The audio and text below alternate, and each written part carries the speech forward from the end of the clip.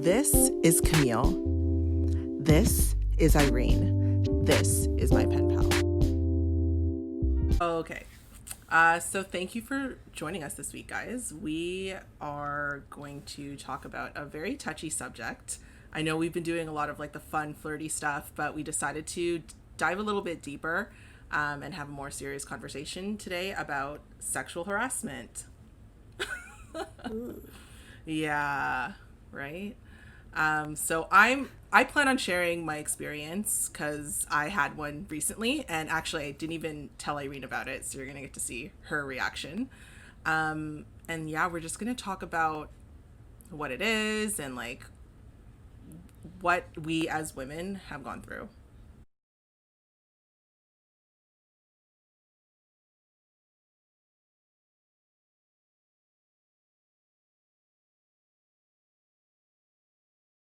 So recently, like 2 days ago, I was sitting in the car waiting for my boyfriend to get bubble tea for myself and him. I didn't want to go inside, so I just sat in the car in the parking lot with the windows down because it's summer, and you know that's what people do. A car pulled up next to me, and I didn't think much of it. Cars park next to other cars, and a man came out. I heard him, his footsteps were very loud, and he was like right next to the driver's side. We backed in, so he started shuffling out. So I guess he had he just walked differently. So like 5 minutes later, I noticed he came back because I heard him, and because the windows are open, he started to talk to me, and what he started to say was, "You're so beautiful." I want to clarify, this is a very old gentleman, like either 60 to 80 years old. It's impossible to tell, Caucasian, for those who are curious, blue eyes, old white man. Okay. And I said, "Oh, thank you." An older person compliments you, you say thank you. It's a respectable thing to do. He repeated it a few more times. And I said, "Okay, thanks. Have a great day. Take care." And then he said, do you hear that a lot? Do you hear that a lot? And I'm like, "Well, my boyfriend tells me, make sure to tell me every day." He's a smart man. Then he started lowering his tone. And because I was on the passenger side, there's still the driver's side, and then him who's hiding behind his door, talking through, I guess, an open window. And he's mumbling something. So I lean in and I lift up my hair because it was really big at the time. I'm like, "I'm so sorry. Like, pardon me." I asked him to repeat himself a few more times because I just couldn't hear what he was saying. And what he was saying was, "I love breasts."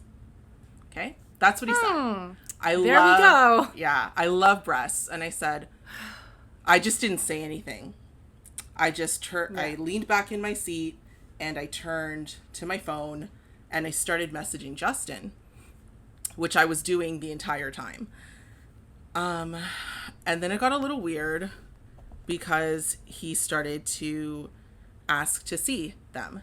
So he's like, "Can I see them? Oh my God. Can I see your breasts? Can I get a peek? Let me see them." I wasn't responding because I was texting Justin. At the same time, I'm texting Justin. I'm trying to keep an eye out to make sure that he doesn't reach into the car because I don't know what he's doing behind his door. And touch you. Yeah. And I don't know what he has. I don't know if he's going to chloroform me or whatever, or if I just don't know because he was only 5 minutes in whatever store that he went into. And we're in a plaza of restaurants. So you're not going into a store for 5 minutes. You're going in and sitting down, or you're getting bubble tea. You know what I mean? Which also takes 10 minutes at least. So I'm messaging Justin help. There's a guy. I'm trying to type. I'm frozen because I'm a little bit scared at this point, even though he's an older gentleman. And he starts knocking on the door because I'm not answering him.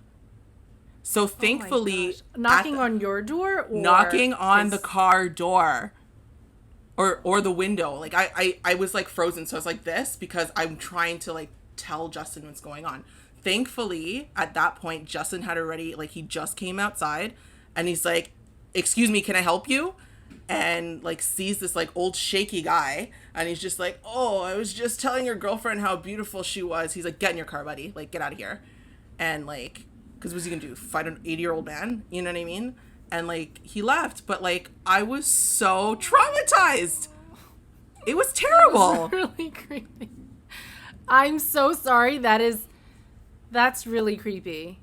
Because he took it a step further and asked to see your breast. He literally, like, and I wish I was exaggerating. I really do. But he straight up, like, in no uncertain terms, asked to see my breasts. Asked if he could, and then said it different ways. Can I get a peek? Show them to me. Like, getting more aggressive each time. Heaven forbid Justin was picking up the order because the order wasn't done yet. So heaven forbid Justin was picking up an order and didn't see his phone, and this guy took it one step further from knocking on the door to trying to open the door or trying to, like, reach into the door, or God knows what he had behind that car door that he was hiding behind, or what he was doing even. So, like, I don't know. That was my experience recently. Like, literally 2 days ago. An innocent bubble tea run turned into a terrible experience. Yeah, you just never know, especially in that case where you're, like, isolated into a car. You can't even walk away. Exactly. Yeah, that's so creepy. Yeah. And I, like, definitely age doesn't justify anything, but, like, No, it doesn't. I feel like it gets, the older they are, the creepier it gets. And I don't know if it's because they think they can get away with it. Yeah. Or something, and maybe nobody's ever put them in their place and they've just been doing this, but yeah. That's terrible. I know. I'm so sorry you had to go through that. Thank you. I think I wrote down notes about how I felt because I didn't want to start justifying his behavior to normalize it. So I think you made a really good point by saying, you know, age doesn't change the fact that it was harassment, sexual harassment. It's happened to me before too, and I'm like, I don't even know what the F to say. But yeah, I don't know, I'm kind of throwing it out there to you and everyone, like, what is one sentence I can memorize in the moments where this happens, because I feel like there's no way to stop that from happening until they do it multiple times and they get the same response multiple times for them to be like, oh, okay, maybe I'll stop doing it. Or maybe they won't. But at least they're getting consistent feedback of, like, this is not okay. Like, negative, yeah. Because this isn't the first time this happened to me, there are so many times that I've replayed scenarios like this in my head. Like, oh, like, this is how I would react. This is what I would say. And I'm such a badass. No. Yeah. I kicked myself for a few days and I'm still kind of kicking myself because it's only been like 3 days about how I didn't react. Like, I literally froze. And if I were to show you the screenshot of the text that I was sending Justin, he was even confused because I wasn't making sense. Like, I was just so in like shock. Yeah, like it was. Yeah, I mean, this is when I'm like, man, I should really take some self-defense classes. Yeah, absolutely. Not that anything verbal would become physical, but in the event, I'd be prepared. Exactly. So I think it's like, for me, I feel like it's arming myself with, like, the physical ability to protect myself and reinforcing that mental ability to, like you said, use your voice and be like, this is not okay. Yeah. And I wonder what's going on in their head. Like, oh my gosh. Like, do they think we'd be like, oh, here you go, take a look? And this is the thing that I always wonder too. Like, that's a really good question, because I'm always like, did someone respond to them positively and that's why they keep asking? Or are they just literally chancing it and like, oh yeah, 50 no's leads to a yes? Like, it's not sales. You know what I mean? Like, this isn't closing the deal. I don't think that these people get positive responses when they ask. I do think that they get negative responses, and I just honestly don't think they care. Because I think that, in their opinion, the risk of the reward is worth whatever danger they're putting themselves in. For all he knows, I could have been like, I don't know. Someone dangerous. I could have been someone dangerous. But he, like, you don't even think about that. But it would have been really cool if you were and you like punched him in the face. That's the or other not just thing, you, right? All and the other women that he's done this to. Yeah. Which, but then, like yeah. I mean, I totally wouldn't. Like, I would not punch a Yeah. stranger in the face, but I really wish I was a person who would. I mean, I don't think there is like an easy black and white like resolution or like suggestion or anything, but like, what's our takeaway from this? If For there's me, one, maybe there isn't. Right? I think for me, just because it's so fresh, I think that definitely, like what you said, arming yourself in some way, whether that means self-defense classes, a whistle, or practicing saying no out loud with yourself That's at home, huge. I think that would Yeah. really help. Because how often do you have to respond in that way? Not that Right. often, right? Like, I don't raise my Right. voice a lot. I don't yell a lot. I don't even say no like that a lot. Like, Right. so maybe practicing that would have helped. That's, Instead of just playing it out in your head, like physically doing it, like that's muscle Yeah. memory, right? Like your body is then learning a new skill. So I think that Right. might be helpful. I remember listening to like an Oprah episode where she did the show like years ago and then she turned it into a podcast, and they had like experts in self-defense and everything, and that's exactly what they said. They were like, you have to practice it because you don't do it often, and because women are traditionally taught to be like demure and quiet passive, and yeah. right. And so we don't shout or we don't say no, but when something is happening to us, we need to know that is an okay reaction. So they were like, practice it, practice saying no.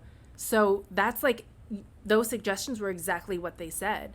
And they wow. said, when you scream at someone, there is that shock factor. And if someone's coming to attack you, screaming loudly not only alerts other people, but it also like distances them slightly, or at least shocks them enough where you can like make a move or something. That's true. Yeah, to create space between you and the person.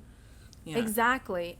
And it's true, like, how often do we say no even to like an email? Like, we don't say no enough. So when this situation happens where it's like an adamant no, we're like, please, Yeah. or, and it's not just, obviously, it's not just you. Like, Yeah. it's the same thing with me. Like, I never know how to react except, like, do nothing and then replay it in my head and then wish I had done it differently. Yeah, for sure. So I think this is, like, everyone. Absolutely. And you know what? Like, you're right. Like, I think that, like, I, for one, I think I feel like I do practice no a lot in my personal life and professional life. Like, I've managed for many, many years. It's like it's almost my job to say no. But like, you're right. Like, saying no in this context is completely different. So I can only imagine how much more difficult it would be for someone who already has an issue saying no and is, I don't want to use the word passive, but that's exactly like what you said. That's almost how we're taught. The other thing that I wish I did differently, this is the one that I genuinely wish I did, is I wish I got it on tape. I was on my phone already messaging Justin for help. And obviously I'm prioritizing my safety, but I wish I got this guy on video. I really do. It would have just been like a couple of clicks on my phone to get to my camera to videotape him.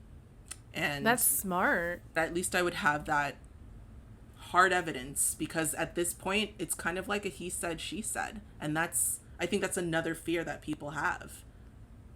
Yeah. That's kind of my issue, right? Like, I don't say, hey, that's really rude and very inappropriate, and just kind of like put them in their place, which I would love to do.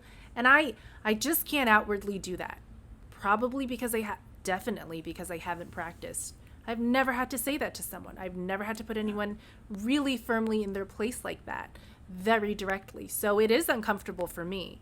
Another thing is,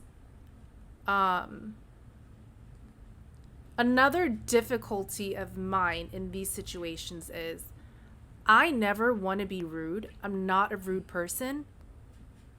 But I know when a hello is going to lead to something. And that makes me want to just ignore people and just not, even look their way. Which I do sometimes. Sometimes I just completely ignore because I know where this is going to lead to. You're going to tell me I'm beautiful, like they did to you. And then you're going to say something inappropriate, like whatever that guy said to you, It's always a script. It's always like, hey, get your attention, compliment you. And then something that's like eye rolling, So my not really like dilemma, but as a person who's not really rude, I hate to not respond when someone's talking to me in any situation, but this forces me to have to become a person or to have to behave in a way that I don't typically do. So, I really blame those people that are just really inappropriate because you're making me act outside of how I normally would. Obviously, they don't care. But that's just something I want to point out, like I would say hi to anyone, but as a woman, I've had to learn when a hi is not just a hi. And that sucks, like, because then we develop this thing of like, is what they're saying really what they mean? And it's not just in these encounters. In a lot of encounters, we start questioning, like, what is your intention? What did you mean by that? And I don't feel like we should have to. So I think that's another byproduct of, like, freaking situations like this. Honestly, I'm so glad you said that. Like, 100%. You know me. I love talking to strangers. You experienced it when you were here in Toronto. Like, I don't feel like I should have to adjust myself. I feel the same way in terms of like how I dress. Like, I can't dress in the skimpy way that I want to. And it's not all the time, but sometimes when I'm feeling myself, Yeah. But I can't do that because I know for a fact something creepy is going to happen. Right? Like, and heaven just to forbid. Clarify, women dress like that for us. It's because we know we look good for ourselves, and this body that we worked so hard for looks so good in whatever we're wearing. It's not for guys, and it is not an invitation for guys to be like, you're smoking hot. Not even a little bit. Like, no. I was having this conversation with Richard, my gay best friend, and he's like, well,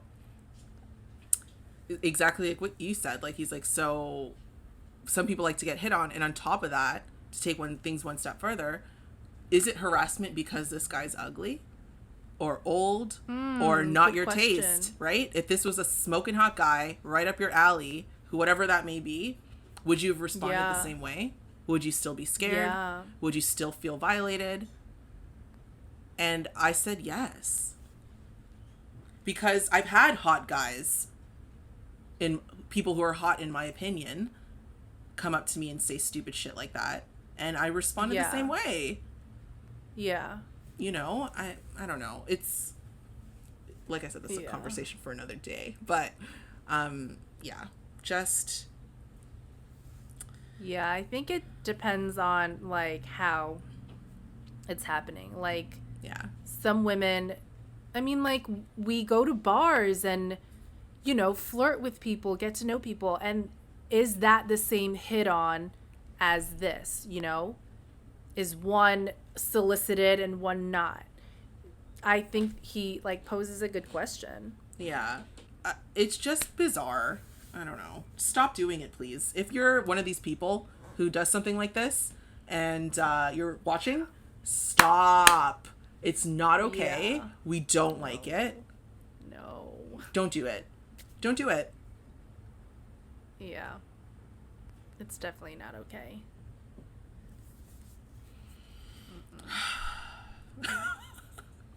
Thank you so much for joining us this week, everyone. Let us know what you think in the comments below. Are we wrong with this? Like, are we missing the mark? Is there a point that we didn't hit that you want us to discuss? We want to know. Let us know below. Have a good one, and we'll see you next week.